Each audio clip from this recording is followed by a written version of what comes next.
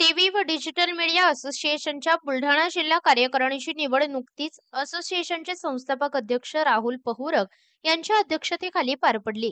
यावेळी घाटावरील अध्यक्षपदी Sam TV मराठीचे जिल्हा प्रतिनिधी संजय जाधव यांची, तर घाटाखालील अध्यक्षपदी यूसीएन वृत्तवाहिनीचे फहीम देशमुख यांची बिनविरोध निवड करण्यात आली।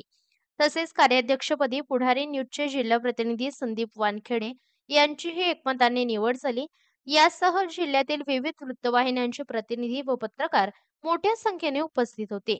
कार्यक्रमास आयबीएन लोकमतचे राहुल खंडारे, लोकशाही न्यूजचे संदीप शुक्ला, एबीपी माझाचे संजय महाजन, जय महाराष्ट्रचे प्रफुल्ल खंडारे, एनडीटीव्ही मराठीचे अमोल गावंडे, एमसीएनचे संपादक राजू वाडे, सीनियर पत्रकार श्रीधर ढगे, फारुख सर यांच्यासह जिल्ह्यातील अनेक टीव्ही व डिजिटल मीडिया प्रतिनिधी सहभागी झाले होते।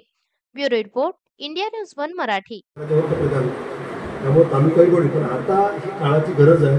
त्यामुळे तुम्ही जी सूचना मांडली ती नक्कीच चांगली सूचना आहे। त्या तालुक्यामध्ये तालुका अध्यक्ष देऊन आता जे काही जिल्हाध्यक्ष होतील, ही जी बॉडी आहे त्या जिल्हा कार्यकारिणीची या ठिकाणी आज घोषित होणार आहे। त्याच्यानंतर जिल्हाध्यक्षाची ती जबाबदारी असणार आहे। त्यानुसार ते पुढे येणाऱ्या काळामध्ये तशा पद्धतीने निर्णय घेतील आणि तालुका अध्यक्ष बनतील।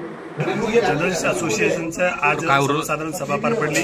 या सभेमध्ये आज संस्थेचे संस्थापक अध्यक्ष आदरणीय राहुलभाऊ पहुरकर यांच्या मार्गदर्शनात ही सभा पार पडली।